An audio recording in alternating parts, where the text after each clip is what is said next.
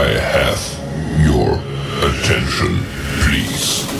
The show starts in 10, 9, 8, 7, 6, 5, 4, 3, 2, 1, go.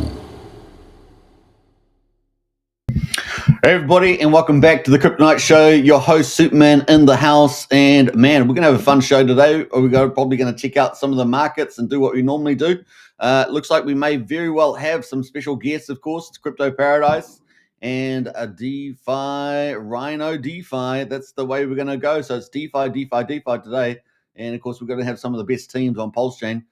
So while we wait for our guests to arrive, we're gonna get into the usual updates. Get into the chat there. We got a few people in the house already. DG and Hexagon, big shout out there as well. I like little Superman, looking good. We got Hexagrator in the house as well. Hey gang, big shout out to Hexagrator. Always crushing it every day. Appreciate that, Hexagrator. We got Christine as well. Hey Christine, hope you're doing well also. And of course, welcome to the chat. Nice and early for sure, and definitely smash the likes out. Let's get actually the show out and share the show around, right? So let's do that. And let me just get the link for the show, and let me pin that to the top of the X account as well. If you guys haven't shared it, it'd be great if you can share the show. And let me just get the link there. So let me pop that up, and bam, let's go. So share the show, share show on X, and that'd be great. So bam, let's push that out. So let me drop down there. There's the link. So, yeah, just take a moment to repost that on X. And, of course, if you're on YouTube, hit the share button. We're streaming on 3 YouTube channels, of course, and on X as well. So, big shout out to all the supporters. Really do appreciate it a lot. All right, let's see who else has jumped in the chat there. We've got Brian. Big shout out to Brian, one of our moderators. What's up, folks? Good to see you, Brian. Hope you're having a good time there up in good old, are you still up in New York State, I guess? So, big shout out there. Hedgehog as well in the house there. Woo! Looking good there, Hedgehog. Looking nice and green like that haircut that you've just had. The haircut's pretty crazy. And we got Blair in the house as well. Hi, all. Good to see you, Blair. Hope you're doing well also. Whoop, whoop, says Blair. Whoop, whoop. And, yeah, we've got Blair. You got on 2 accounts there, Blair. You're on 2 accounts.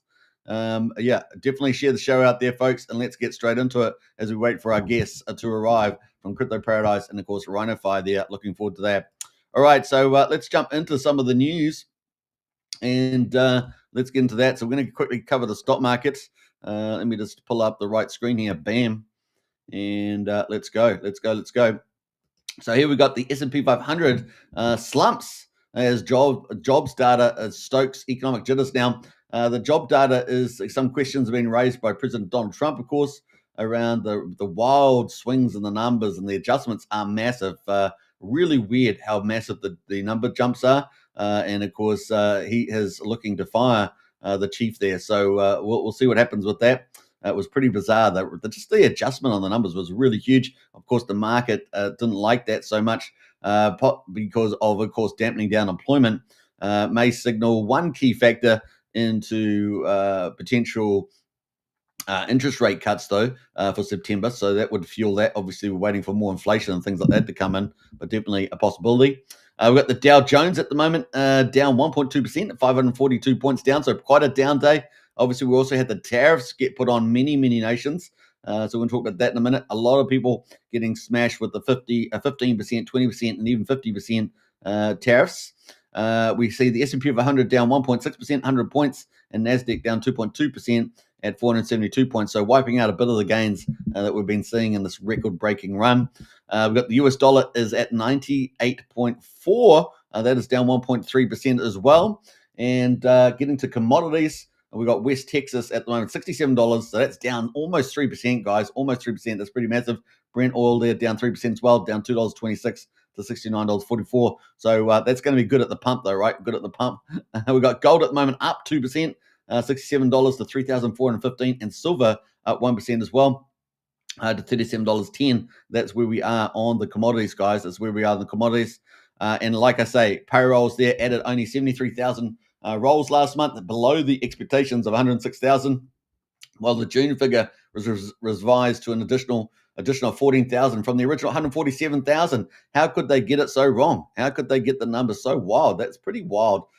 numbers there. So, pretty crazy. Unemployment rose to 4.2% from 4.1%. Now, just remember, we had this big GDP number, 3%, come in following a dip in the first quarter, having a good, strong second quarter. So we're getting some pretty interesting numbers coming out here, pretty wild, pretty, opposite each other.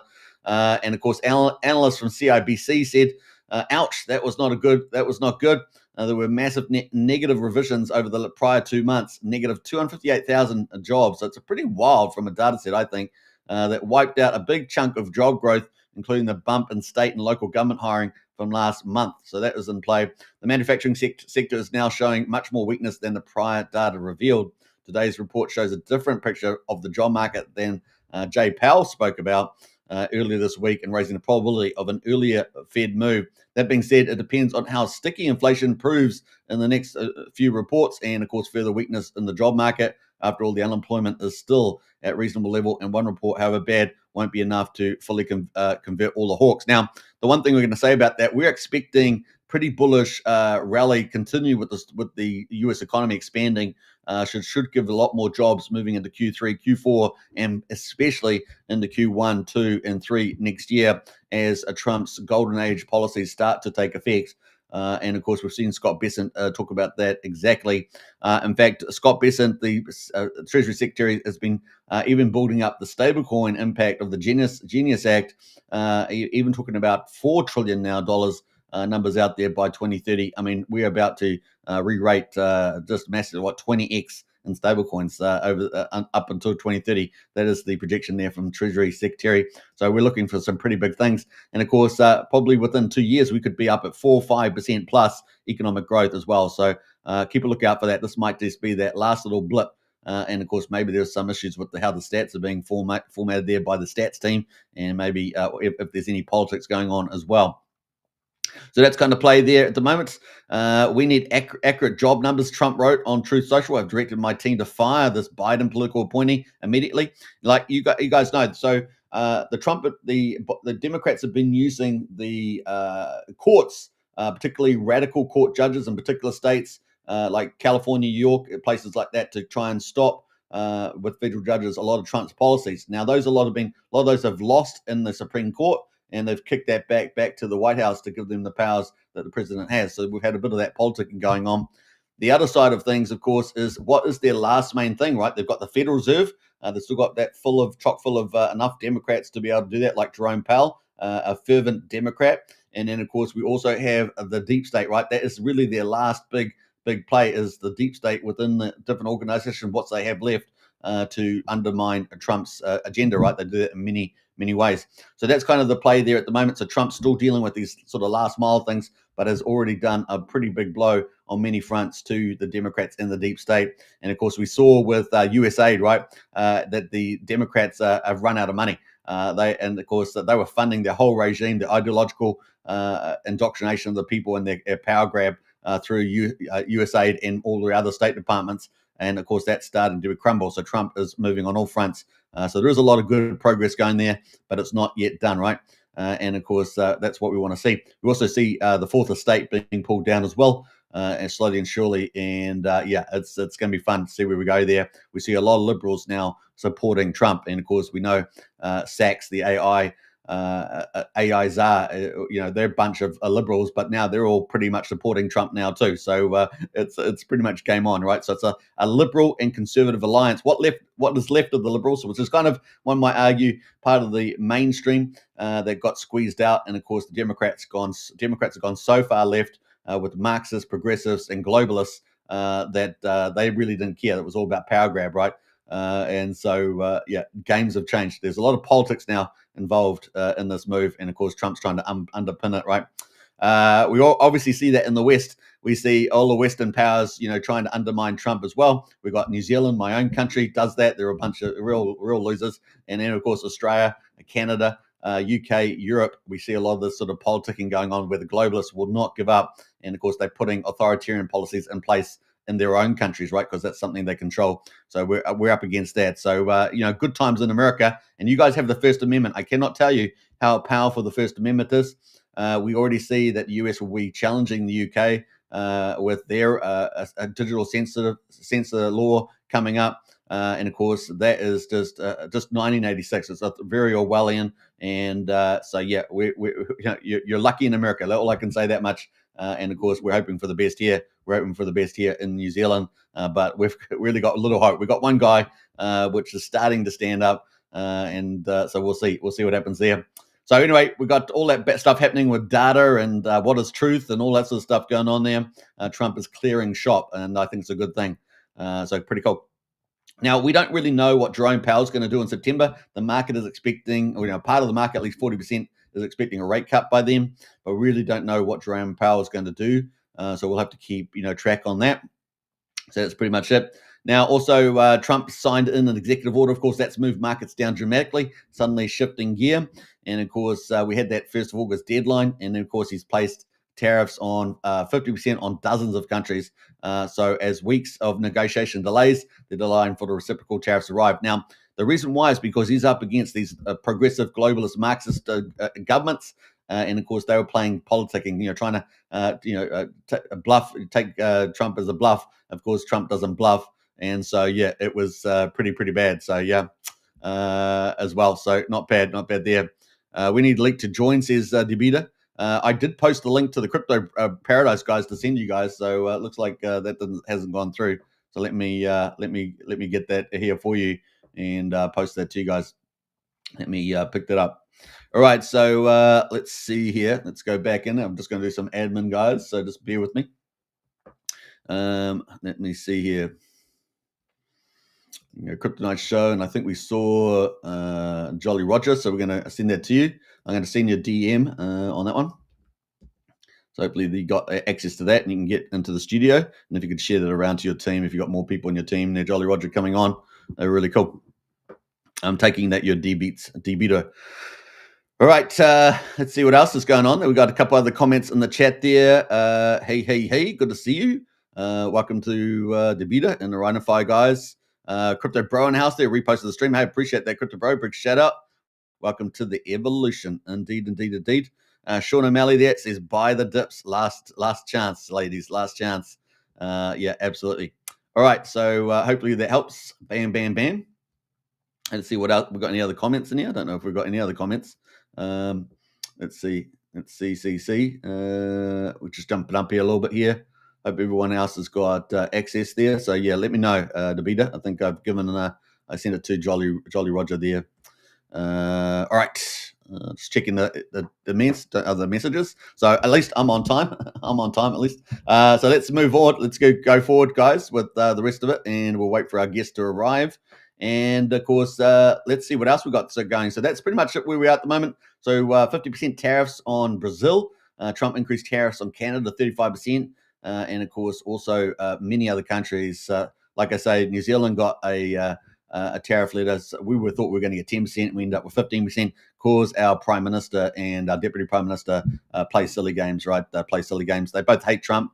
They're both globalists, Marxist, progressives, and they're both wrecking New Zealand, unfortunately. There's nothing much we can do about that. It's a democracy, which they've overthrown pretty much with their power and just whatever they want, right? Now imagine getting into government. You get democracy, you get in there, and then you just do whatever you want. You don't have a mandate for it. There's no mandate. It wasn't part of the election. And then you go just do whatever you want. That's what we get from these globalists and Marxists, right?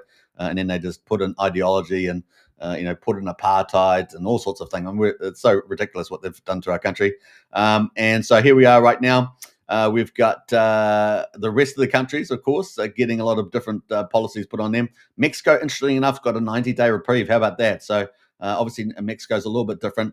And so there's 9-day reprieve there for that forge agreement. And I just want to say that the Canada 35% tariffs as well is just on the non-USMCA ones, I think it is. So just on the goods that aren't covered there. So that is probably where we are at the moment.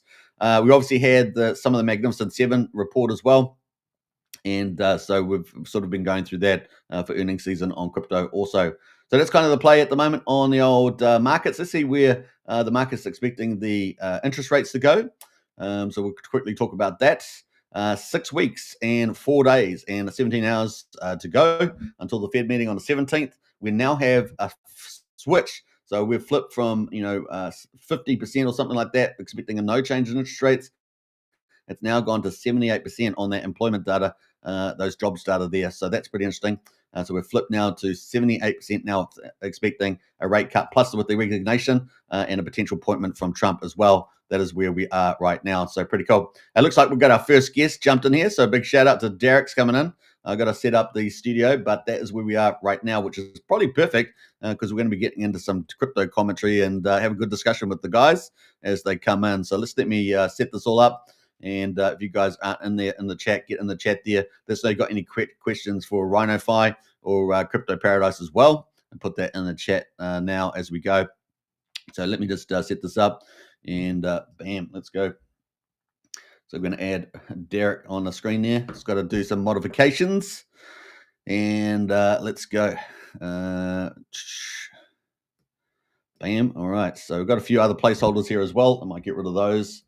And let's just do a little bit of formatting here. This is the movie magic, guys, the movie magic, and looking good there. So, all right, sweet. All right, so we've got Derek in the house for RhinoFi. So we're going to get into probably some good chats and get into some other stuff like that. But let me just quickly, what other format have I got there? I might bring Derek up there in the middle at the moment, and we'll wait for some of the Crypto Paradise guys to arrive. And go for gold there. So welcome, Derek. Welcome to the chat. You got your mic on. Have you got mic test? Mic test. Yeah, can't hear the mic at the moment, but we've got Amaru in the house as well, so we're going to set that up too. So just while Derek's getting his mic working there, and let's go for gold. So I can hear you now, Derek. Perfect. Now I'm just going to Amaru from Crypto Paradise, guys. I can see he's peeking through. I've got to see Amaru's peeking through there, and we're going to add him to the mix. So let's do that now. So Amaru from Crypto Paradise, and of course we're going to probably have someone else jump in as well. So welcome, Amaru. Good to see you. Hey, yeah, good to see you guys. Can you hear me okay? Yeah, can hear you. Oh, we can see you. We can see you. Can you hear me? Yeah. Apologies, I don't have my normal setup going because that's in like the room that's next to where my daughter sleeps because it's night. I'm here, but yeah. Anyway, happy to be here. I'm on my phone. I appreciate that. Good to see you anyway, and welcome to the show, and welcome to Derek as well from RhinoFi as well. Doing some amazing things on that chart there, RhinoFi. Man, it's looking good. Thank you. Can you hear me now? We can hear you loud and clear. Yeah. Excellent. Yeah. Thanks for having us. That's very good. So we might move over in the middle there, and then we'll, if anyone else arrives, we'll jump them in there as well. We could have one or two other guests. So very cool. So we'll probably talk about your chart right now, RhinoFi. It's just on the move. So and you've got your charging is about to be unleashed as well. Is that right? Yes. We are days away from our first buy and burn kicking in. And it's Tuesday at 2:00 is when the buy and burn contract starts. So we're very excited to see what that does to our chart. It takes the way we're known as a combat token. So we're a tax token with a twist where our charging wallet has half the supply and it collects half the rewards from the taxes. Yeah. And then at the end of that cycle, it takes all those rewards that are earned and puts it into a buy and burn contract that is then spread out over the following 28 days while the charging wallet continues to earn throughout the cycle. It runs simultaneously. So the charging wallet feeds the buy and burn contract, and then the charging wallet continues to earn while the buy and burn buys and burns Rhino off the market. So that's Is the buy and burn on fixed periods, or is it kind of randomized? It's every 30 minutes, and it's split up over 28 days. So there's not going to be like a front run event, but you know, you might want to get your position now before it starts. But yeah, that's pretty much how it works. And it's a user called function. It's decentralized. So you can go on there and click the button, and then you get a reward for doing so. Nice. Yeah. So we're really excited to see what happens when that thing kicks on. Awesome. Well, I'm going to paste the RhinoFi contract in the chat there if people want to check it out. It's got different tokenomics to a lot of projects too, which makes it kind of special. and you got your charging event coming up in what 3 days, something like that. Yeah. Yeah. The countdown's happening. I'll tell you right now what it is. Oops. Exactly. 3 days and 16 hours from now. Oh, fantastic. Yeah. I've been posting a couple of posts about the charging getting up there, a couple of days there as well. Sorry about that. Amaru coming in with some comments. But yeah, that's coming up there in only about 3 days. So exciting. What do you expect to happen there? Just a continuation of the chart on the upside there? That's what we're hoping. I mean, we should have, our goal for this cycle is 500 million pulse. Yeah. And right now, we are at, 421 million. So the volume is picking up right now as people are kind of getting their positions for the buy and burn cycle. Okay. So, we're hoping to have close to goal or hit goal, which is 500 million pulse. So and if pulse keeps going up, then it's really going to be powerful when it kicks in. And if we can get our ratio going up against pulse, then when pulse starts ripping again, things will be looking awesome. It's going to be pretty exciting. I have been watching the chart on a daily basis, so just to let you know, I've just been tracking it. Yeah, we had a phenomenal launch. So we had a dynamic sell tax. It started at 25%, and our launch actually got delayed one day because we had to make sure everything was right. And there was over 300 bots waiting because the people saw that we had added liquidity, but the contract wasn't live yet. So there is over 300 bots waiting to buy when we turn the contract on.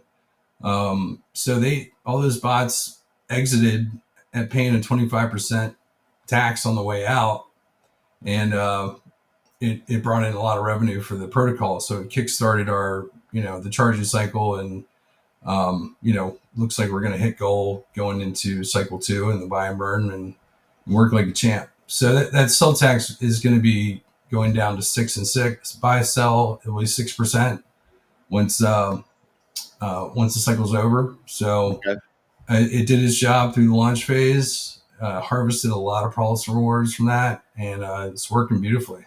It's going really well. We're thankful. It's looking amazing. So we're going to try and bring that up. So let's do that now, and have a look at RhinoFi and enjoy the chart. It's pretty good. So to sit there on the daily. So looking really good there. 0009,652 right now. Yeah, we're just at about $1 million in market cap. Couldn't be happier with that. But that launch was pretty intense. It was a lot of fun. And if the bots all came in and ran the price up when they sold, they paid the tax on the way out.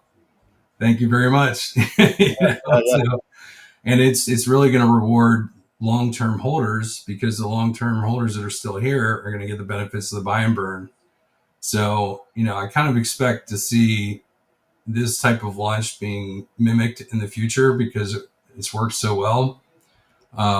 And hopefully there'll be more combat tokens coming out in the future, because really it's just about protecting holders, providing value long-term, and just providing rewards and price appreciation is what we're hoping to do. So.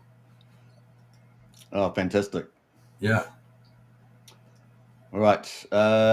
Now we're going to get in. Is it how did your team come up with sort of tokenomics? What's a little bit of background by your team and about how you could have came together with the tokenomics and your kind of the purpose and things of your project?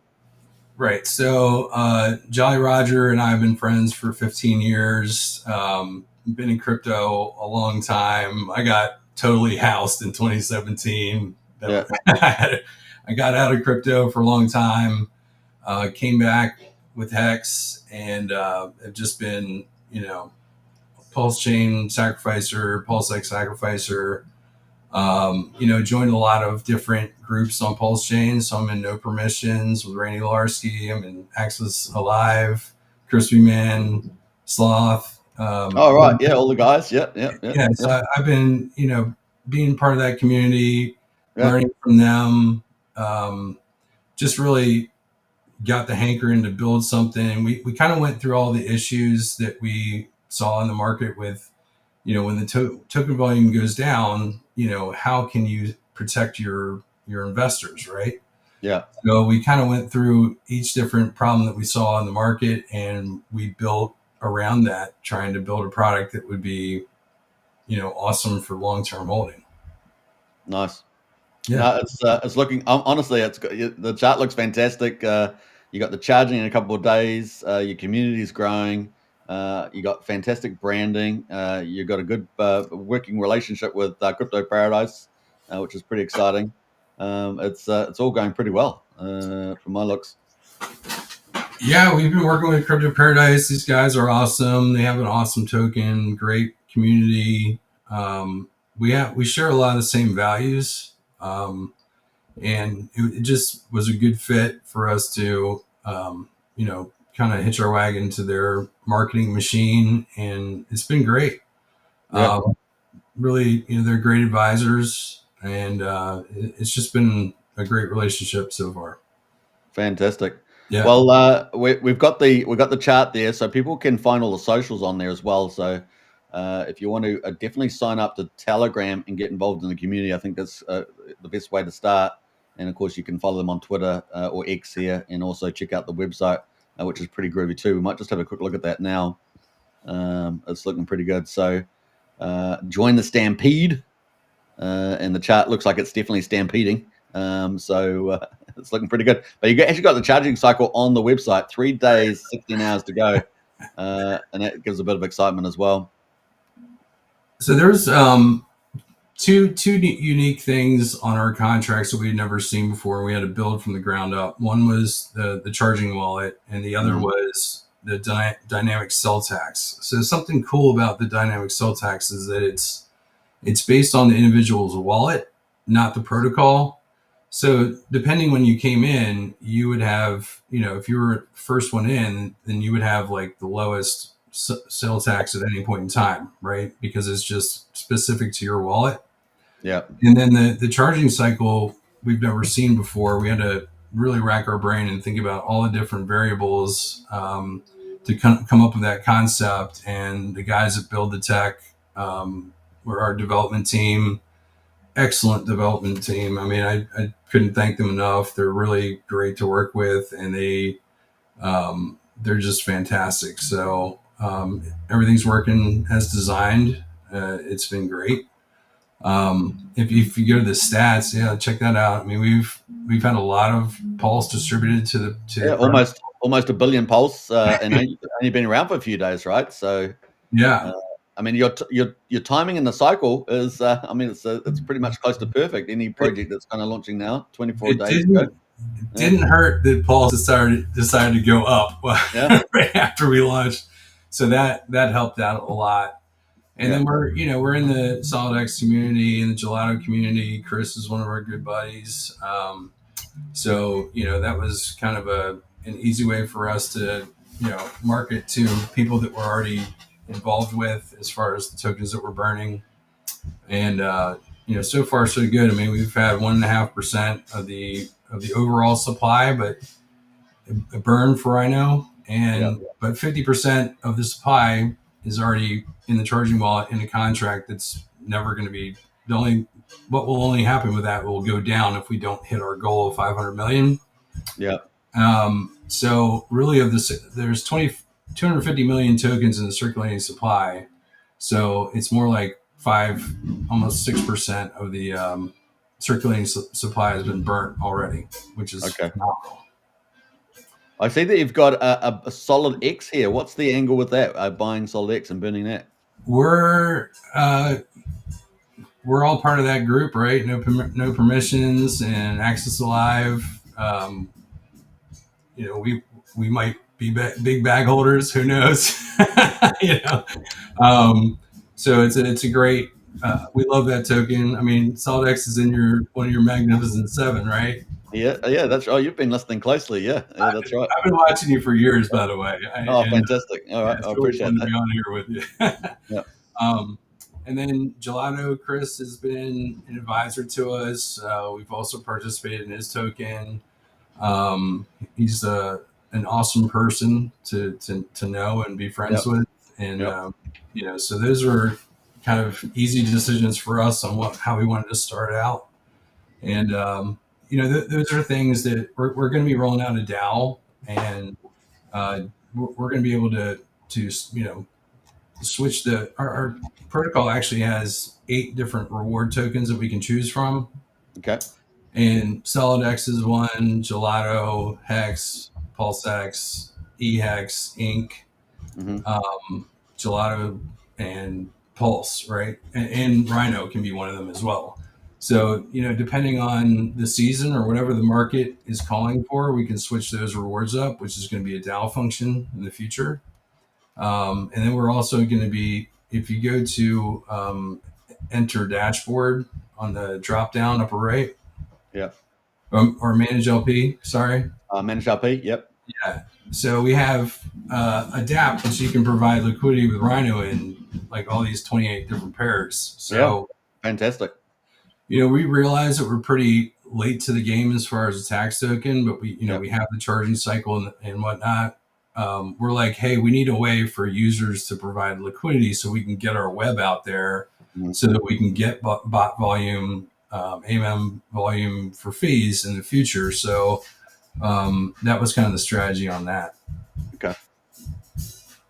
So we have a ton of pairs. We want a really big, thick liquidity. Yeah, I see that. It's pretty impressive. Yeah. Very cool. And you got the charging cycle tab here as well. Right. So as you can see where we're at right now, when the cycle ends, it's going to be, so buy Rhino with Pulse, that amount is going to go into the buy and burn contract on the top row, right where it says 0. So if it were to end today, 421 million would be put into that buy and burn contract. So we'll see how far we get. I hope we surpass the goal.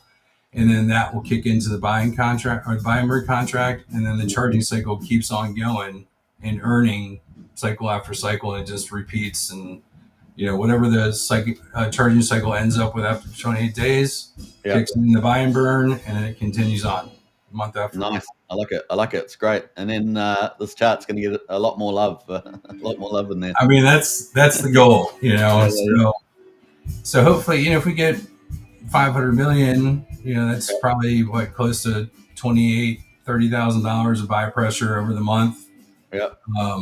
And that gets deployed, it gets divided up into 30-minute increments of every day for 28 days. And so it should just be a nice crawl up, that's what we're hoping for. 100%. That's very exciting. Got a few comments here. Welcome, Nick, to the chat, of course. Hi, everyone. Out of the loop, good to see you again. Hey, Pulsebated, great to see you in the chat there as well.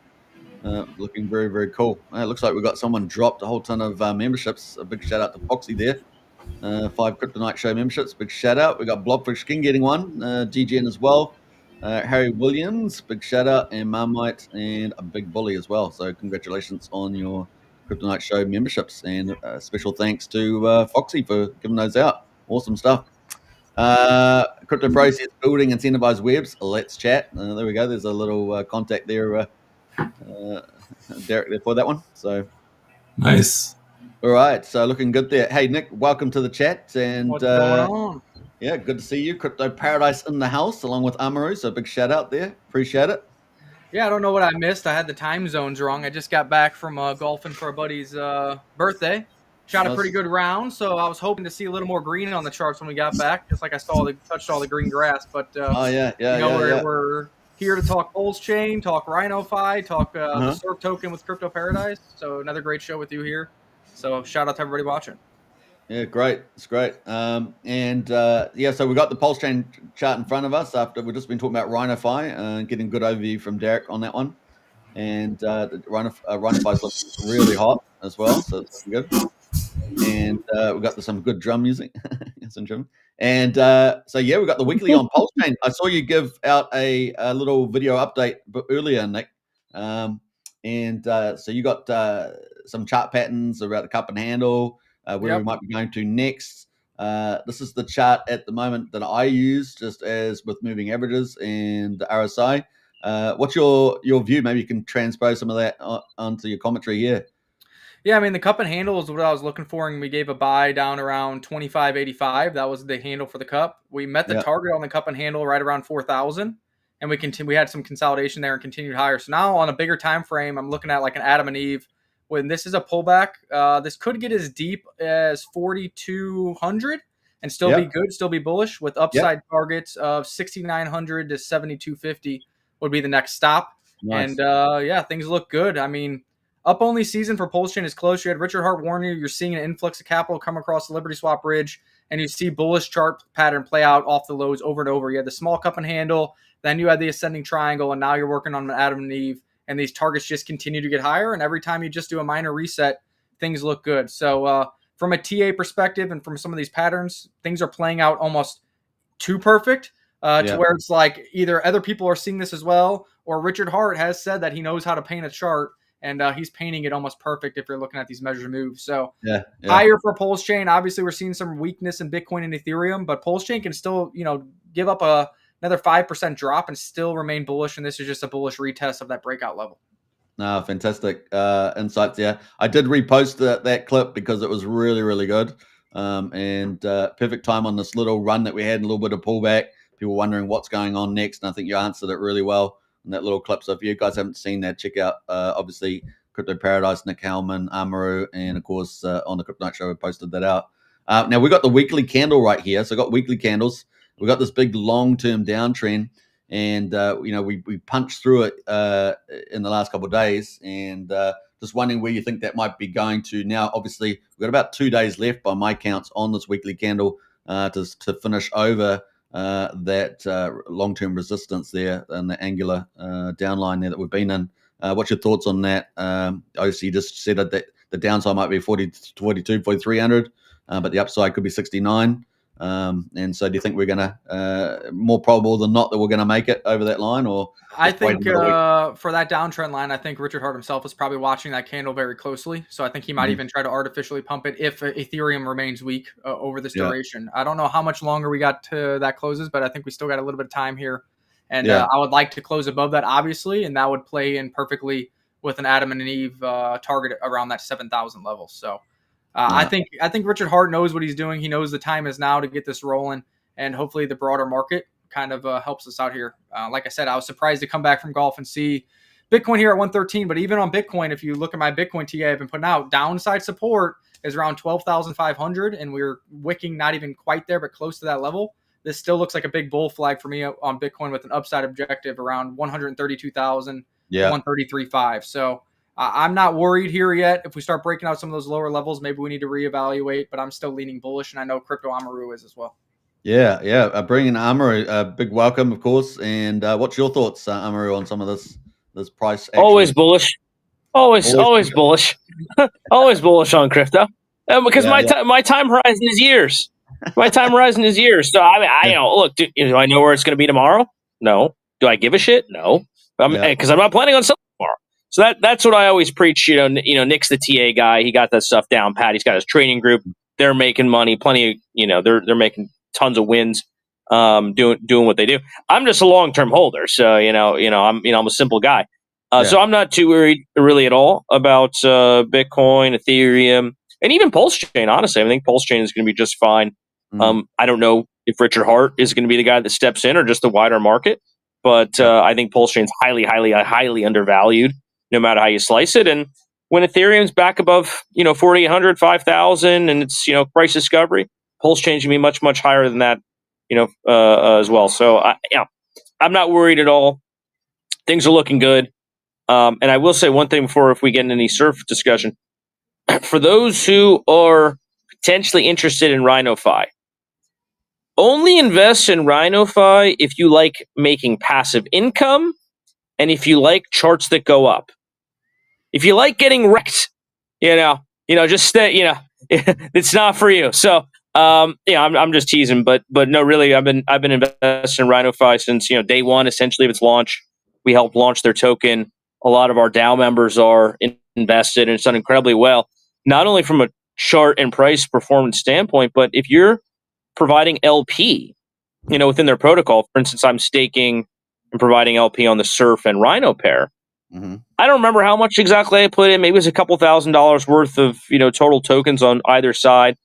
But, making a few $100s, it seems like every week or so, just on that, the PLS that I'm earning from the rewards going out to the stakers. So, and then of course the chart, which we haven't even seen the $30,000 worth of PLS getting injected into it, which starts on Tuesday. So if you like sitting around and doing nothing and making money, well, RhinoFi is a good option for you.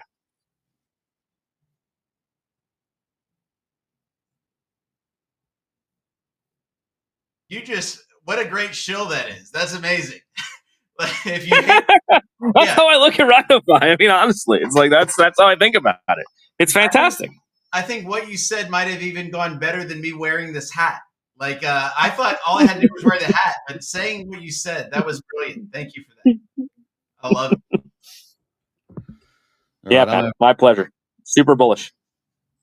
That's awesome. Let me just get some of these studio things linked up here. So just give me just a second here.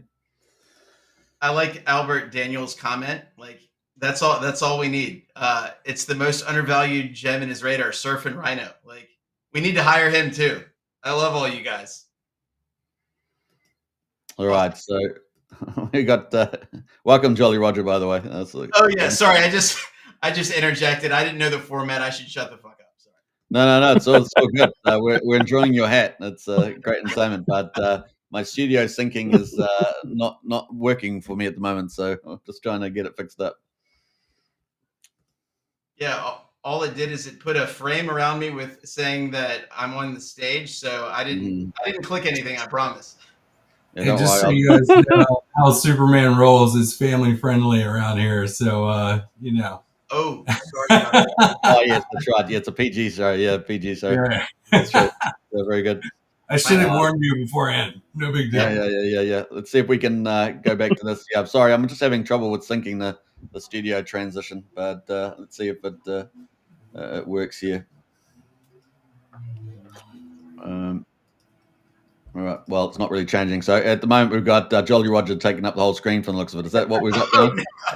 Yeah, that's what I see. Maybe there's something I can do on my end. Let me actually, you know what? Why don't I, because I'm the maybe I'll drop it and come back to see if it fixes it. And mysteriously, he doesn't let me. Maybe pop out, pop back in again. Yeah, hopefully it'll probably leave a blank screen, but let's see what happens there. Yeah, I'm going to close the window out here. Yeah, let's see. Yeah, so it's left a blank screen. So having trouble there. Sorry, guys. This is what I had when I first had Nick Hellman on last time. I had an issue with the syncing for some reason. And I'm still not quite sure what caused that because I've got plenty of data available. So, that's the way it goes. Let me get rid of that. Still on there. So I can't even switch screens right now. So let me refresh the chat and see whether I have to come back in. Just one moment. Hopefully the stream keeps going. I started talking and it just took over and wrecked the whole thing, man. You see the PMI came out today at 48. Unbelievable. Oh wow. I know it went down, which is like 26 straight months of contraction. I mean, what is up with that? It's crazy. Very interesting. We need I thought it was going to bust through in August, but I guess we'll have to wait another month or two. There we are. I think I'm smaller now or off to the side. Yeah, I've got control back. You got control back. Yay. That's okay. Sorry about that, Superman. That was a terrible first impression. I apologize. No, it's not. It's just a resources issue, I think. Okay. I've never had this because normally I just stream by myself and I maybe have one guest. But the software is obviously being challenged for EVMux as well. So let me just pull up the screen again. Let's go. So you got a special spot down there, Jolly Roger. You got a special spot. All right, I love it. A special glow here. You got a special glow here. So there we go. Thank you. For the love of God. Here. No, so we were just talking about PulseChain. We just finished talking about RhinoFi a bit earlier. We're going to get on Surf at the moment, but I've got something I want to talk about in particular. Nick gave us some good breakdown along with Amara around where the Pulse is. PulseChain is, and so we're looking forward to getting that bullish scenario continue to play out. But what I want to talk about, and I know this is close to Nick's heart because I think this is like the elephant in the room around crypto. So I'm going to bring that up too, and that is the strategic ETH reserve. This thing is just going to be insane, and I just can't believe what's going to be happening with ETH price here at the moment with Bitmine in particular, but with all the entities now entering from the stock market. It blows my mind. Just look at this every time and just think of the magnitude of the impact after the Genius Act. So yeah, break it a bit down there, Nick, on this, because I think it's just crazy, isn't it? Yeah, I mean, we were pretty early on this. We try to predict things. We try to be early in the market. And we actually predicted the strategic Ethereum reserve would be the next narrative to drive this market before those top 3 holders were even on the list. None of them even owned Ethereum yet. It was just Ethereum Foundation, PulseChain, and Coinbase in that order. But I saw where the things were going. I saw Thomas Lee and people starting to talk about Ethereum a little more. And I really thought this would be the next narrative to drive the market. And also that's why I believed it would drive PulseChain due to liquidity bonding, the speculation on the SAC wallets and everything else. So, I mean, this is just heating up. And if you look at those numbers, Bitmine is on record saying their target is a minimum of 1 million ETH. They only have 600,000. SharpLink Gaming's target is a minimum of 1 million ETH. They have 400,000. The Ether Machine said 1 million ETH is cute. They're going for over a million ETH. They only have 300,000. Just those 3 individuals need to buy another 1.5 million Ethereum.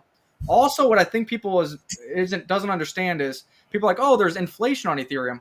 But when all the top holders are doing an Ethereum strategic reserve and they're earning yield and compounding that yield, the inflation number, even if it's not deflationary, is going to be so minuscule because all the inflation is going to wallets that are never going to sell.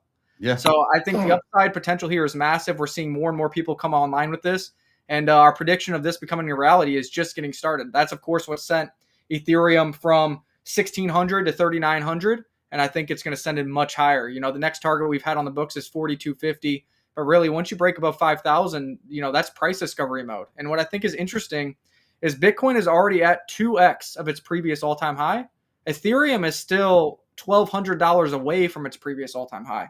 And normally in these cycles, Ethereum outperforms Bitcoin. So if Bitcoin went absolutely nowhere, it's already done a 2x.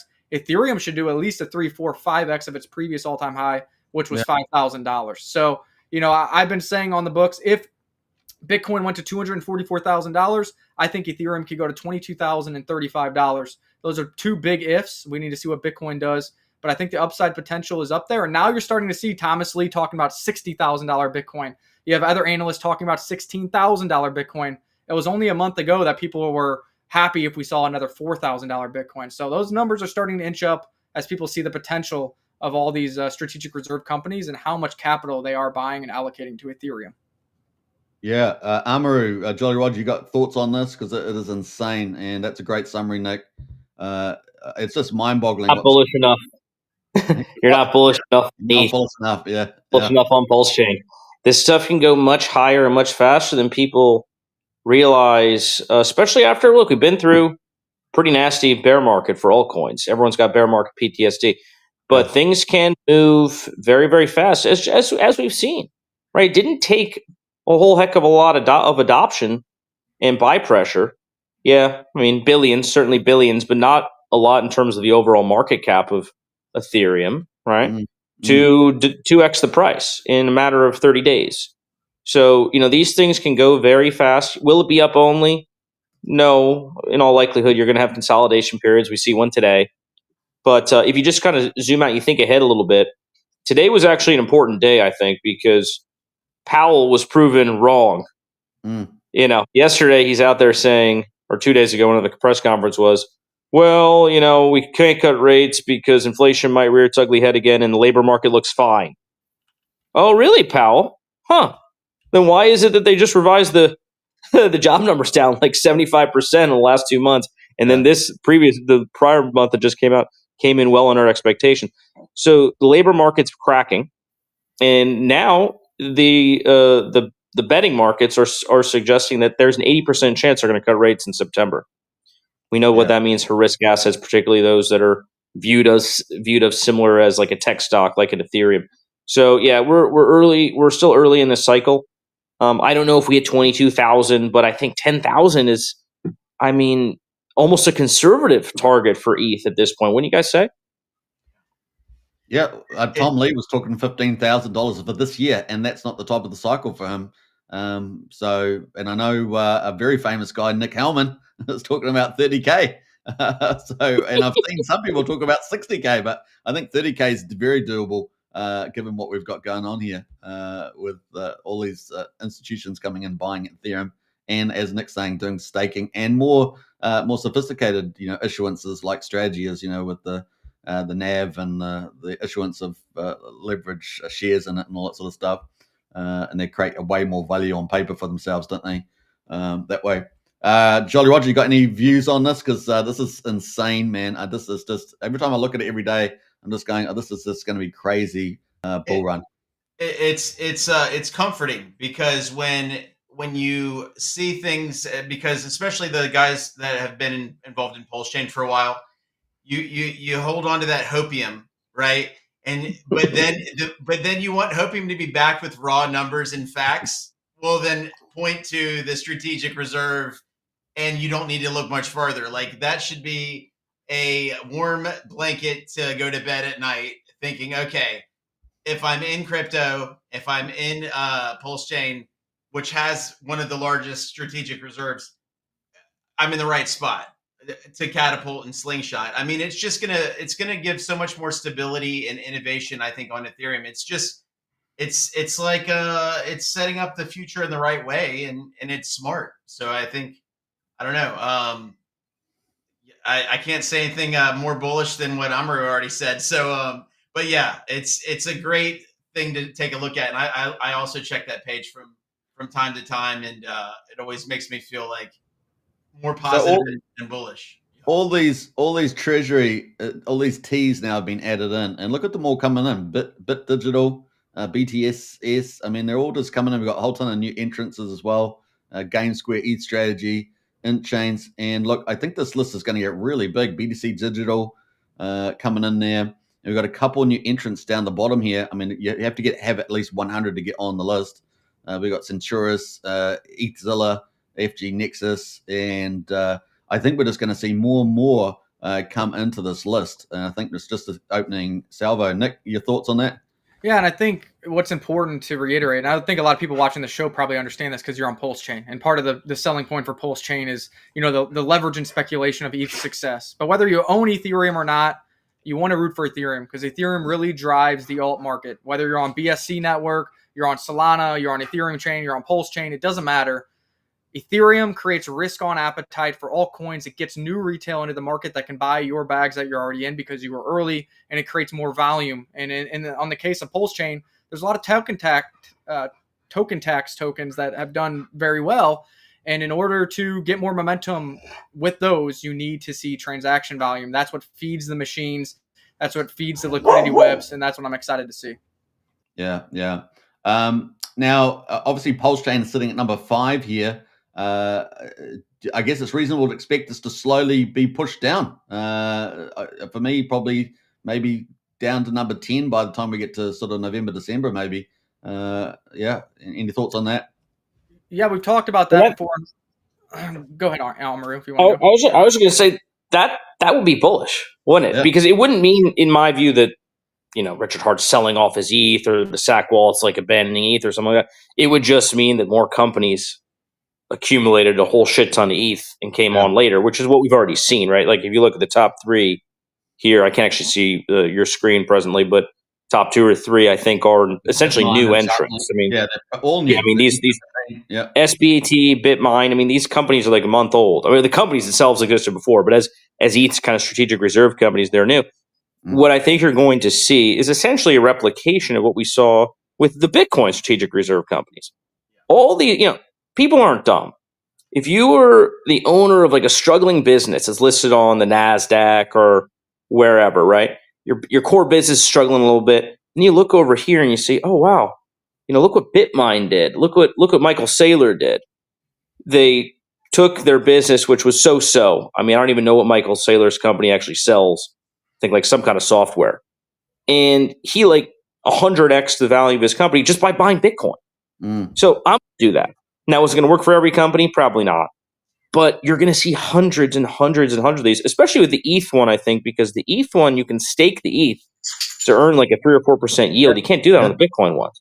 Yeah. So it becomes very attractive for really any company out there.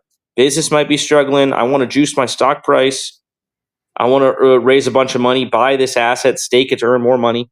That's an attractive thing. So you're going to see hundreds and hundreds and hundreds of companies do this. And is there going to come a day when it all comes unraveled and it all comes crashing down? I don't know.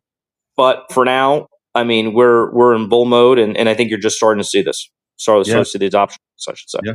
Hey, Superman, if I want to comment instead of trying to interject or just wait for a lull, is there like a hand raise feature or no? Just go for gold, man. Just go for gold. Okay. All right. Fine. Yeah. I wanted to comment on the fact that similar to the economy, I kind of look at the Ethereum reserve as it plays to the overall crypto market, similar to how 401ks play to the overall economy, right? So it's like when people are healthy in their 401k, they feel comfortable, even though they're not spending that money, they feel comfortable to go out and buy a house or buy a boat and make that purchase, get that new car, right? Even though they don't really have any more money, they feel that security because their 401k makes them feel stable. I feel like this Ethereum reserve does a similar impact on altcoins and other investments. It's like, okay, ETH is pumping. This is the rally cry. So I feel much more confident and confident and stable in some of these other projects have more of a bright future. And also I feel like I can maybe allocate some of those funds in other buckets. So I think we're going to see a big, and typically that's a delayed effect. And I've been involved in a couple of bull markets dating all the way back to 2012. And that's how it always works. And you always feel like it's not going to work that way. And it always does. And you still always are like, is it going to work this time? And it always does. Right. So that's how I view this reserve is similar to how the U.S. economy kind of views 401k balances. Yeah. That's a good way of looking at it. With obviously we've got PulseChain sitting at number 5 at the moment. I had it at, I think if it hit 15K by the end of the year, you're sitting at $2.5 billion. I think it is. And so, if we get to $60,000 ETH in some time in the cycle or even in the future, you're looking at $10 billion. So it's a pretty nice stack there. And this is going to get a lot more press, right? I think we've seen some of the centralized exchanges put it in their vlogs now, talking about this list. And then the other thing, of course, we've got the government digital strategy coming up with the different ways of buying more Bitcoin or at least accumulating more altcoins, and obviously benefit this. And so we've got the US government down here at number 12 at the moment at 60K. So that's, I think, another key theme. And then, of course, all the traditional players like Coinbase and others, and the ETH Foundation, they are slow, and the Ethereum name service, they're sort of either spending stuff on expenses or whatever, but they're slowly going down as well. So we're seeing all this new guys come in, and a lot of the existing guys, the traditional guys, and starting to go down. And so that's probably another theme I think we're going to see, and maybe even the government, if they come out with some really good policies, start rising up there. Any thoughts on any of that sort of trends? Well, before we move on from that, I wanted to ask Superman the treasury icon that the entities are getting. I know that they have to have at least 100 ETH in their treasury, but is that the only requirement to get that badge on the site? That's correct, as far as I know. And all you need to be able to do is actually get in contact with them. So that's the difficulty sometimes, them responding. And so if you're a big name, you get they're obviously going to react pretty quickly. If you're a guy with 100, then if you haven't got the right contacts, most of the ones that are entering down the bottom here probably got the right contacts, and new players, and they may end up having large purchases coming up as well. I know quite a few teams are trying to get on here. Some of the Titanx teams, which have ETH buy and burn treasuries, there's probably at least 3 of them that could get on this list, including Titanx would end up being about number 27 at the top here if it could get listed. And I think that the guys are trying to get that to happen at the moment. That's awesome. Yeah, and the last thing on this, I guess the reason that PulseChain will also probably drop is Richard Hart or that wallet, OA, Godwell, who knows, the dev, whatever you want to say, Daddy. doesn't have those Ethereum staked, and that falls in line with Richard Hart doesn't like trusting middlemen. We'll keep it PG. And unfortunately, if PulseChain was staking right now, that would still probably be like number 3 or number 2 because they would have been earning somewhere around 500 ETH per month, and that would have been staking for the past year. So, it's unfortunate you're missing out on millions of dollars of revenue. Like SharpLink Gaming is making over 500 ETH a month from passive income.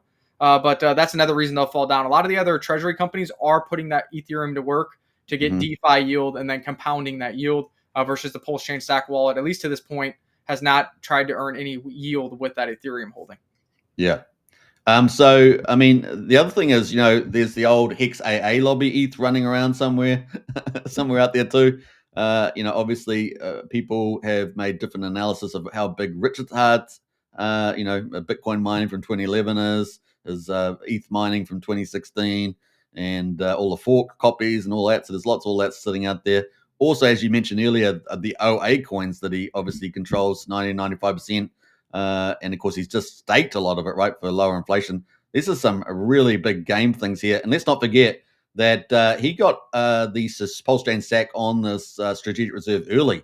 So as you guys were pointing out earlier, I think Amara as well, that he's been making moves, and but the Pulse chart, it's going to be fun to see where that heads. Now, just before I get you to comment on that, there's a guy out there called CryptoSolve. You may be familiar with, does an analysis of chain movements, and he was looking at the recent Liberty Swap movements, and he saw that a lot of those, in his opinion, after his analysis, was a lot of retail buying this market up on that move. So, you got many comments to say on any of those things that I just mentioned there?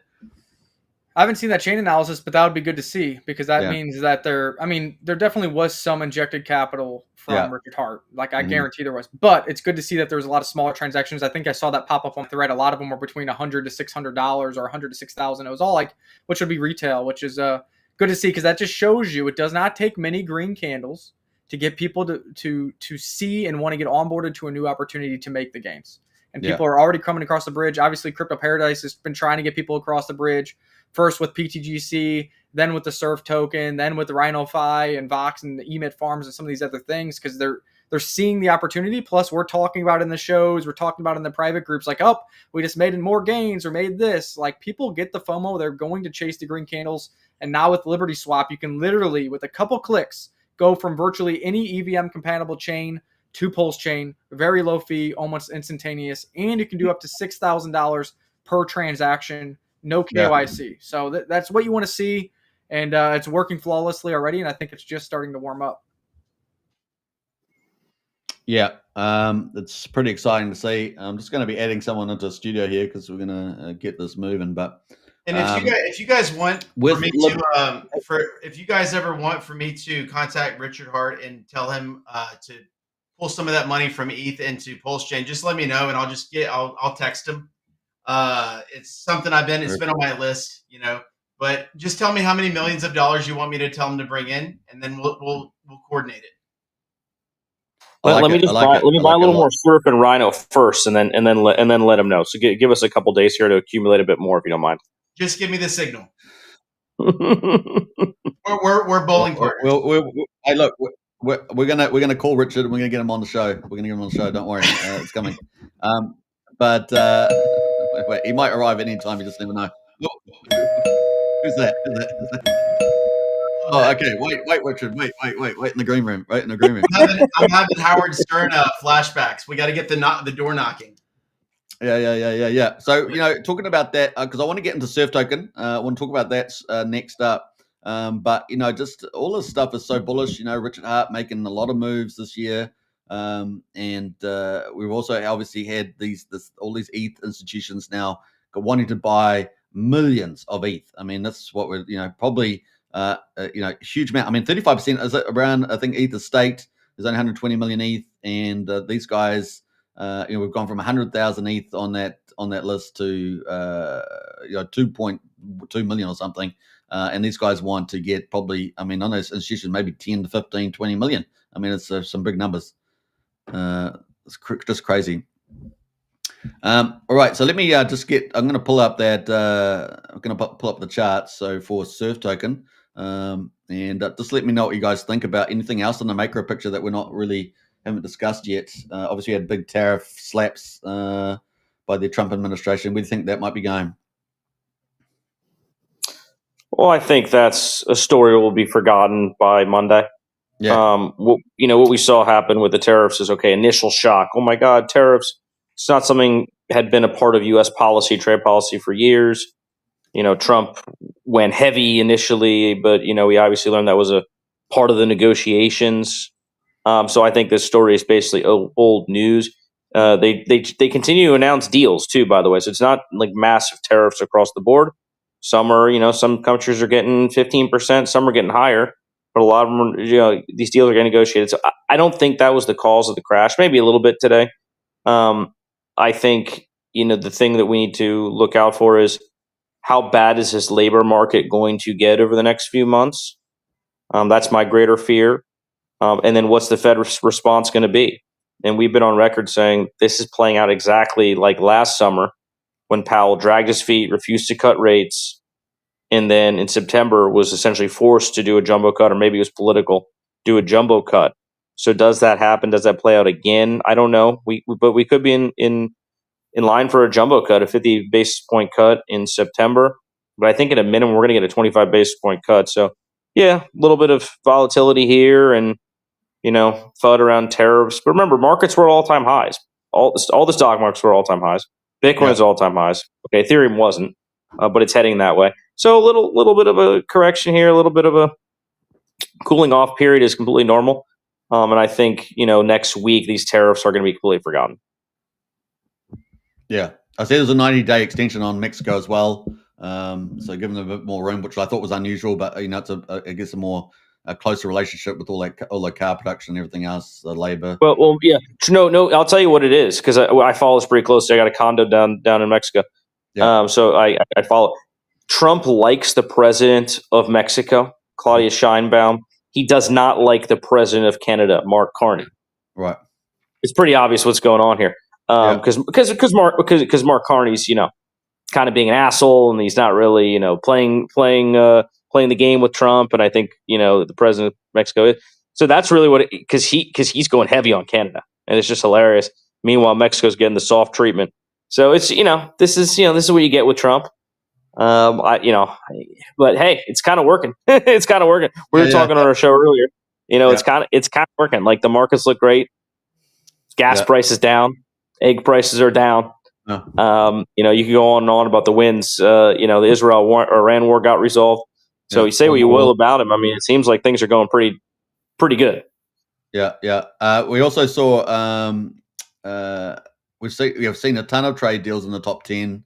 It's all going pretty well. And like I said, I think agree with you guys. It's all going to be forgotten pretty quickly, even with a little bit of an ongoing tail end of the tariffs story going. And I think we're going to look forward to the digital strategy playing out for crypto, or August, September, October. That's going to be more bullish fuel for crypto. It's going to be pretty good. Hey, let's bring up the Surf token and check that out as well. So let me jump back there. And let's pull it up. So you got to surf the wave, and I got a suggestion for you guys. So let's talk about that. So this is a surf token. How do you feel about? I got the 21 EMA on it on the daily. So let us know your thoughts. Yeah, well, the interesting thing there is on my chart, I'm looking at a bullish falling wedge, and we broke out of that to the upside, and right now is a retest of that breakout level, which means that you should be somewhere around support. And then I look at your chart, and it's sitting right on an MA as well. So I like to see confluence in charts. That's good confluence. Obviously, what slowed down the breakout was also PulseChain and everything else going down a bit.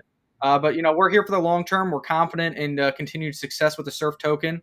Starting next week, we're going to have a dashboard that's going to be live on the website, similar to like look into PTGC for those of you who knows. Oh, fantastic. Oh, awesome. You can see the daily burns. You can see the daily buybacks. You can see what fees are being accrued, how much the DAO has, and you can speculate more, know what's going on behind the scenes, which I think for me, that's one of the biggest selling points of PTGC. I'm a big analytical guy. And whenever I'm in doubt, I pull up that dashboard and I see what the buy and burns were. And I'm like, okay, over time, when you have buy and burns, you're going to raise floor prices of assets. You're going to make them more scarce. And also when you have benevolent teams where their bags aren't moving, you can watch that on chain when their no expectation wallets are buying more of the asset. And we're actually doing a DeFi yield strategy. Obviously, we're utilizing RhinoFi. We're utilizing Vox, Emit Farms, Rage, a bunch of different farms that are producing us daily yield. And once the dashboard is live, we're going to start doing buybacks and burns with all of our yield on chain and get hyper deflationary performance from the surf. So there's already buy and burns going on, programmed by the smart contract based on the trading taxes. But we're going to level that up. And instead of keeping the DeFi yield, we're just going to do buybacks and burns with that as well moving forward. And then also in the month of August, we're helping 2 other projects that will be launching on PulseChain. One is an RWA play that has $1 million of real world property in glamping domes. So you're going to be bringing real estate yield to PulseChain, and a percentage of their transaction taxes will buy and burn Surf Forever. And then we're also helping a Bear AI, which is an AI product suite. They were going to launch on Base. They actually switched all their code base to work and be integrated with PulseChain. And that whole product suite is all already live. There's going to be token utility there day one. And they're also going to be buying and burning Surf with a portion of their token taxes indefinitely as well. So hopefully we can keep onboarding projects, onboarding people, communities to PulseChain, and hopefully that we can pass on that value in some kind of way to the Surf token. With RhinoFi, that happened with the buy they did of Rhino and getting into the DAO group, and we also paired LP heavily with them. So as Rhino has success, it's going to help drag Surf higher. And with these other tokens, they're going to be indefinitely buying and burning the Surf token. So they have their own project, their own team, their own community, and the Surf holders will benefit from that floor price and their success as well. Fantastic. Amri, thoughts on that? Yeah, I think Nick sort of hit the nail on the head on a lot of respects. I'm actually going to step outside because I don't want to wake my family up. Sure. But one of the things that I want to elaborate further on, and that is the kind of the core business of Crypto Paradise and how it relates to the Surf token, right? So, because Nick mentioned that we're helping launch a few projects, Yak DAO, the glamping one, the RWA play, I should say, Bear AI. That's our core business, right? Our core business is advisory and marketing. And so, what we're trying to do here is marry those businesses with the Surf token. And that could be through helping projects launch on PulseChain and having their tokens paired with Surf, or having buyback and burn functionality. Or it could be something as simple as projects come to us for marketing support. They're coming to us at $100,000 market caps. Those projects have a lot of upside potential as we see it. And then we make a call to the Surf DAO group, which is an exclusive group that's sort of a subgroup, you could say, of the Crypto Paradise wider community. It takes 200,000 Surf tokens to get in there. But then you get access to these alpha calls. You get access to projects like RhinoFi early. Our community knew about it before anybody else, for the most part, right? And so it's kind of that marriage of the marketing, the advisory, those core businesses, and then tying it back to the token, and just doing it for the benefit of the entire Crypto Paradise community and all the Surf token holders. Yeah, fantastic. I mean, honestly, there's no team like your team on PulseChain. 100%. You guys doing just about everything, and I think that you guys are so professional. It is. I mean, for me, it was someone who's covered PulseChain every single day, just about. It was a breath of fresh air to see you guys hit the PulseChain and doing what you guys are doing. It's been fantastic. You obviously anchored around that DAO. That's the Surf token right there. And the DAO is pretty awesome. And I tell you what, I do like just going to the DAO. I do like just trying to remember where it is here. I do love these tiers that you guys have. I really do like this idea. And you got 200,000 Surf, I think it is, to get into the tier 1, and it goes all the way up to tier 10. And I guess that anchors a lot of the stuff that you guys do with new partners, doing new launches, and then you've got lots of giveaways as well, like retreats and stuff like that. And I wanted to talk about the retreat part, but just to go through a little bit how your DAO works, because it's pretty exciting, some of the stuff you guys passing through to your members. Yeah, Nick, you want to? Sure. Yeah, 200,000 Surf or more to be in the DAO group. The DAO not only gets to vote how the DAO wallet spends its funds, and so far the DAO has voted to add LP every single time. There's another, I think, $6,000 in the DAO right now, and we're deciding what LPs to deploy that to. So half of that will go to a Surf buy, and the other half will go to the other side of the PulseChain asset. Mm-hmm. But then also with that, it's kind of an alpha call group. So if we're about to do marketing with a project or about to help a project launch like RhinoFi, We give everybody a heads up. We try to make sure they get the contract address as early as they can and get early positions to give them the best opportunity to win this cycle and win on any assets that we think can do well. Obviously, we have conviction in our marketing prowess and our ability to do due diligence. And it's not just PulseChain projects. We call the FCK 9 to 5. We'll keep it PG. They're a movement coin that we call at 300K market cap. It just recently ran to 8 million market cap. So if you're on the Dow, you did pretty well. Yeah. We call it the Substance and the Dose token. That is a movement coin. We call that at 100K market cap. It went to 1.2 million. So you did pretty well. So that's part of the value there. And I think another thing, talking about the retreats, if you have 200,000 surf or more and you're in the Dow, Jolly Roger, you need to take advantage of this and wear the Rhino hat down there. You get offered a free 3-night stay at the Paradise Pad in Tulum, Mexico. You have 200,000 surf, you can stay for free at the condo that's 10 minutes from the beach down in Tulum, Mexico. All we ask is you do some content around that, talk about Crypto Paradise, maybe talk about surf and what you got going on. So that's another good perk. And then the last thing I want to mention, and maybe I missed some things, Crypto Room, is 400,000 surf. We noticed some accumulation. A lot of people are trying to get to that tier. And that's because we have been part of this something called the Frontier Fund, which is a leverage trading hedge fund that's been going on now for about 6 months. And it's averaging over 15% a month after fees to investors. And in order to get into that due to high demand, you need 400,000 surf or more. And the next round is going to open in the first or second week of August to get into that.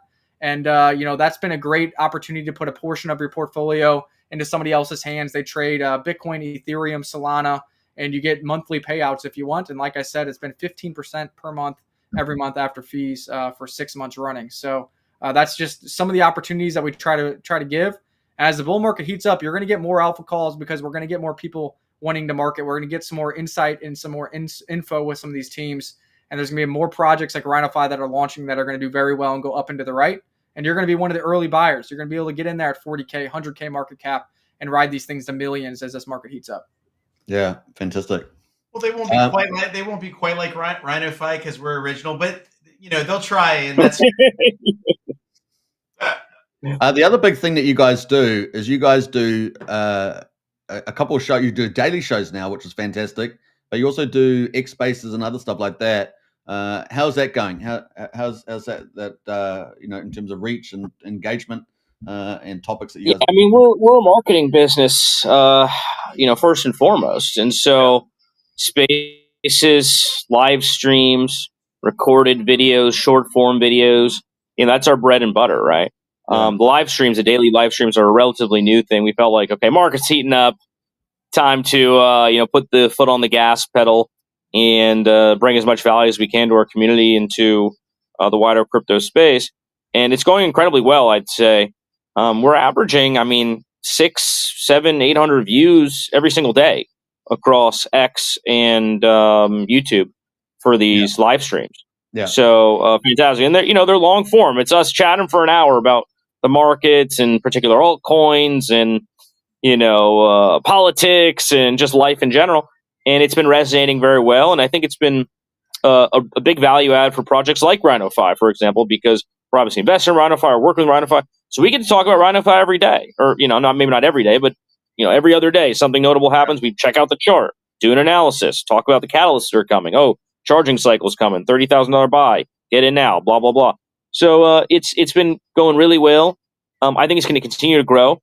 My vision for Crypto Paradise, by the way, the website's getting a full overhaul. I don't know, Nick, you may not know that, but the designers were going to overhaul of the site, to kind of capture what Crypto Paradise has sort of evolved into, which is I view it as a crypto marketing lifestyle brand. So it's not just about us being KOLs; it's much bigger than that now. So I think the viewership's going to continue to grow, the channel's going to continue to grow. Follower count, all that stuff. So it's early days, Crypto Paradise, but yeah, things are going very well thus far, I'd say. And Superman, I had the same first. So Derek brought these guys to me and said, "Hey, man, this might be some good timing," and he just was really impressed with how these surf guys just basically came into PulseChain and understood the culture, adopted it, and fit right in. And a lot of people don't really get it, right? So these guys. And the quality of their content, the quality of their approach, it's just like we felt lucky to be able to partner with them in a marketing capacity, and we also feel like we're getting like I accumulate surf whenever I see a dip as well. Like I've got my own little bag aside from my Dow bag. But yeah, I really can't say enough good things about these guys. And it's like, rising tides, all ships kind of thing. I feel like we're in the right boat together, and these guys have a lot. I mean, I feel like they haven't even caught on to a fraction of the potential that they're putting out there. Well, oh yeah, I agree. Yeah, It's I'm like, excited about it. they're going to be one of the best names, the best well-known names in PulseChain. I think by the time they're done, if that's their goal. I think they've already hit the ground running with a huge percentage of engagement in the PulseChain community is coming out from Crypto Paradise. They've already anchored themselves super strong, and like I said to you, I think this is going to get bigger and bigger and bigger. So I'm really excited about that. Now, to be fair, I mean, Nick was a PulseChain OG from really the get go. So that's, I mean, I'm more of a newcomer to be perfectly frank, but he's been part of that community PulseChain for a long time. But appreciate those kind words, Roger, and both Roger and Eric are DAO members. Both those guys are DAO members. We value them, and Rhino's been a great win for us too. So it's been very symbiotic in that sense. But we're just getting warmed up, and I'm excited for what the future holds. Nick, sorry about that. I forgot you're an OG. All right, yeah. Were you a pulse sacrificer, or were you a hex guy? No, I wasn't a hex guy. I missed that. So I was just kind of a pulse sacrificer, and then I didn't. I was kind of quiet on PulseChain at first. Obviously, I saw the potential, but really, I kind of was an outcast when it came to that because I was like, telling my group like, I don't know if I want to own the blue chips, but I do want to own PTGC. So, kind of got outcasted there for a little bit because I went into PTGC, kind of got rid of all the blue chips, and PTGC's been one of the best performing assets on chain. And now I think people are starting to understand how PTGC still benefits the blue chips. It's seen as the index of PulseChain. It's buying blue chips and adding to liquidity. It's buying and burning blue chips. And a lot of these liquidity webs and token tax systems are doing the same thing. I think people kind of had the maxi mindset because you're a hexakin and then PulseChain maxi or RH token tickers only. And that's fine. But you don't want to dismiss or call every single altcoin on your chain a scam, because in order for any layer one or any network to flourish is you need network activity and network effect. And that comes from developers building protocols, building projects, building tokens. And now you even have Richard Hart telling you to build memes with the launch of Pup Tires. So I think people are starting to open up their eyes. Look, you don't got to own every single altcoin. You don't got to own Rhino. You don't got to own Surf. I think you should, but you don't have to. You don't have to own PTGC. But you have to understand how they are impacting the network that you want to survive and thrive, and how they are benefiting the blue chips that you own. And when they're benevolent with token tax systems that are constantly buying and adding LP, constantly buying and burning tokens, blue chips included, that helps your floor price, that helps your network, and that helps your investment. And that's why you don't need to own them, but don't dismiss them. Don't call everything a scam, and don't have jealousy bug when they do well. That's all I got to say on that. I think we saw Liberty Swap launch a Peacock coin today or something like that. That's been the big one on the channel. So they keep putting little things in their pictures, and then suddenly they appear. Nick, with that sermon, you just got my vote for PulseChain president. Okay, there we go. Yeah, I mean Richard Hart's gonna be CEO, but I think.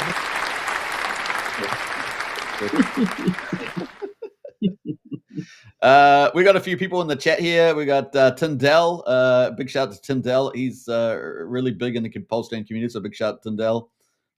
We got Crypto Bro. He's pretty much the biggest, I think, incentive protocol ecosystem on Nexian farms. So big shout out to Crypto Bro. Big shout out there. And I think you guys, he's talking about having a down a bit further down here. A Radon Rage farm is already in play, is it? Yeah, that looks pretty good.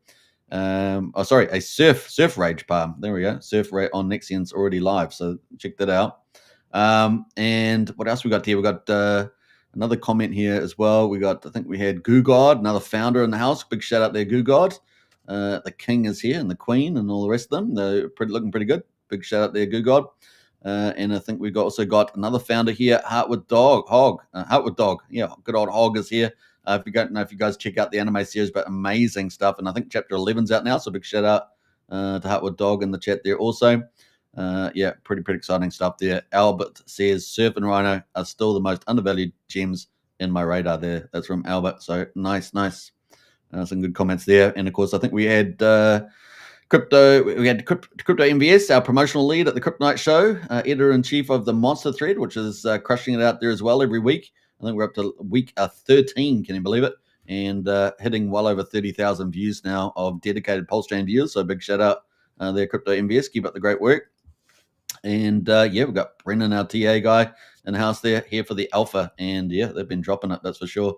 So some good people in the community. And that brings me on to my suggestion for you guys for Crypto Paradise is that you have this wonderful holiday pad. I would love to see once you guys have, I think you got a retreat coming up. Is that right? Yeah, I'd love to see a lot of video clips coming out from that because you guys are just have. I saw a little clip of yours some time back. I think you were sitting on a lake or something. And I just thought, man, that is so good. That is so much fun. And I'd love to see sort of fun clips like that out from you guys. So I know you're probably going to do it anyway, but it's just something I thought was ultra cool. Yeah. Actually, later this month, myself and Crypto Amaru are going down to the Paradise Pad in Tulum with our families to do some scouting for the retreat that will happen. The first annual Crypto Paradise retreat will happen at the end of this year. Yeah. You have to be a Surf DAO member, 200,000 Surf or more. That will give you priority access to that and a discount on that and everything else. And we're hoping to, get people from behind the screen and make it more of a networking effect. I don't know if you guys have been to events or conferences before, but when you go to them, they're a little overwhelming as far as there's a ton of people there. Not much good networking really happens, and all the networking happens at the side events afterwards over a beer at a bar. So we want to just skip all the corporate nonsense. That's kind of what Bitcoin conferences have become, and get a group of 20, 30 people to get down to Tulum, Mexico all together. We're scouting some spots, have some fun, network, playing what the future is, see what people are doing with their own token, what they're doing with PulseChain, different networks, get some KOLs down there, and really get from behind the screens and have a good time, have a good weekend. And that's part of what Crypto Paradise is about, and that's what the first retreat is going to be. So you kind of got the alpha. More information is coming. I think there's already been 15 or 17 people who already signed up with the form, said they want to go. Awesome. They have enough surf to go. And, of course, we're going to try to get some faces that down there as well. So if anybody on this or anybody watching this is interested in that, stay tuned, let us know, and let's try to get some builders together, try to get some influencers together, have a good time, brainstorm how we can all win together down in Tulum, Mexico at the Paradise Pad. Well, that's fantastic. Man, you guys are crushing it out there. And if you guys haven't checked out Surf Token, and of course get into that DAO, become a member, and join the journey with these guys during the bull market ahead. I think it's going to be pretty amazing. Lots of partnerships, lots of new launches, lots of benefits in there, and one of the hottest performances, I think, on PulseChain so far. I want to say one more thing, but you brought up MVS with the Monster Thread. That Monster Thread has been growing very good, and I think why you're getting a lot of views now is it seems like the past 2 weeks, Somni has actually pulled up the Monster Thread and read through and discussed some of the topics that you had in there. And the reason that got on my radar is people are snipping it and tagging me, because he pulled up, talking about Crypto Paradise. He pulled up talking about Rhino. So that's really cool to see. That's how the brand grows. And also you talking about, wrapping up a week in PulseChain, you're getting a lot of people to quote tweet that, retweet that, and comment on that, because it does touch point with so many different projects and so many different influences. Yeah, I appreciate that, and I'm sure MVS does as well. So, yeah, lots of stuff, more stuff coming out from the Crypto Night Show in terms of publications and different ways of growing the PulseChain community and playing our part in that. It is pretty exciting. So I guess we'll get the final words. We're coming up to an hour and a half. We've got a really great audience watching right now. Had some good comments. Jolly Roger, I'll start with you. Final words. Oh, I just appreciate you guys having us on. We built what we feel is the best project we possibly could with the best possible people, talented individuals. If you want the best behind the project, we've got some of the best developers and the best marketing. And we really thought through and took our time with this protocol. So we'd love to grow our family and community. So RhinoFi.win, it's got all the information. And thanks for hearing us out and having us on. Hopefully we can do it again. And I can be in on the actual RhinoFi part and the rest of it. Thanks to Derek, I think was on there representing. So he did a great job. That's awesome. Yeah, and hey, look, people are going to ask where they can get a RhinoFi hat like yours. I'm sure it's going to be the case. So. Hey, we're going to be releasing a DAO, and it's going to be one of the incentives. Yeah. Your merch will stand out. Your merch will stand out. I can tell you that. Right. That's pretty good. Amaru, your final thoughts? Yeah, man. Just thank you for having us. It's been a pleasure actually getting a chance to chat with you in quote unquote in real life. I know we've gone back and forth on Telegram and our group and stuff like that, but keep up the great work. Really appreciate working with you guys. And for anyone who's interested in Crypto Paradise, join the Telegram, check out the X account, check out our YouTube. Watch a live stream or two if you like the vibe. We'd love to have you part of the journey. Yeah, fantastic. Nick. Yeah, I was just gonna say, don't sleep on the upside potential of PulseChain and some of the best altcoins that are being built over there, whether that's Surf, Rhino, PTGC, or any of the other ones that we talk about on a daily basis. I know that you've dropped a lot of good ones recently that you're watching, so that I have them starred on my watch list.